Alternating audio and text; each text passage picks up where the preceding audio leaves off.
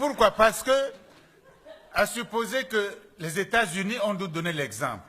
Quand on attend, on dit que Bolivar, Simon Bolivar, en Amérique du Sud, dit que nous sommes tous espagnols, en tout cas on parle espagnol, à part le Brésil, mais ils comprennent, on est tous espagnols, on parle chrétien, on est ceci, unissons-nous, hein, faisons des États-Unis aussi de l'Amérique du Sud. On est même plus riche, la forêt, les mines et tout, on est plus puissant même. Les gens ont refusé, pour telle raison.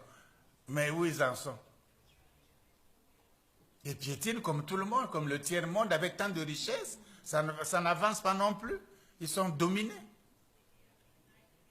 Ceux qui ont fait les États-Unis à Philadelphie, le plus vieux, c'était Benjamin Franklin, il avait 80 ans. Le jeune qui venait après lui avait une cinquantaine d'années, Washington, qui serait le premier président. Les autres, les techniciens, les autres leaders, là, avaient 30 ans, 33 ans.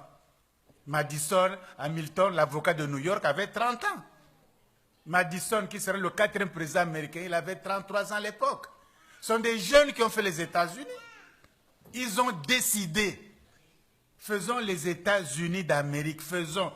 Qui a tort? Est-ce que c'est le bon moment? Est-ce qu'on est corrompu? Est-ce que c'est... Faisons. Pas trop de problèmes, il n'y a pas de perfection ici-bas. Faisons ça, on sera une puissance. Après, on verra.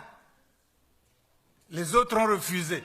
Demandez à la Géorgie qui avait refusé, à la Floride qui avait refusé, qu'ils demandent leur indépendance maintenant. Ils vont accepter. Hein? La Géorgie va demander son indépendance, quitter les États-Unis d'Amérique. La Floride va quitter parce qu'ils ne voulaient pas être ensemble. Mais qu'ils quittent maintenant, ils vont accepter. Ils ne peuvent pas accepter parce qu'on a créé une puissance.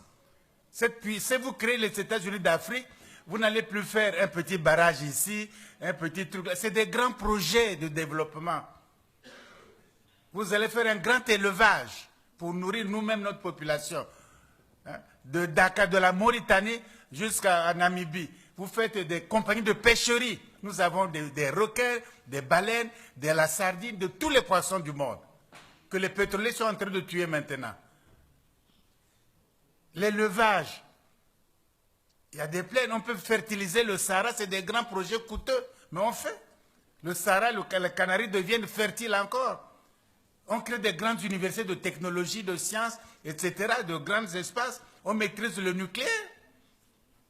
Si vous êtes faible, vous êtes écrasé. Donc, par précaution, on fait ça. On fait des grands projets.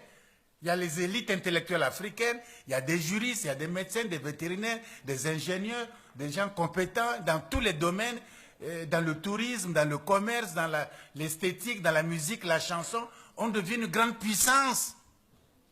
Ça change tous les schémas, tout le monde y gagne. Même les présidents à vie, mais ils ne seront plus là, mais enfin.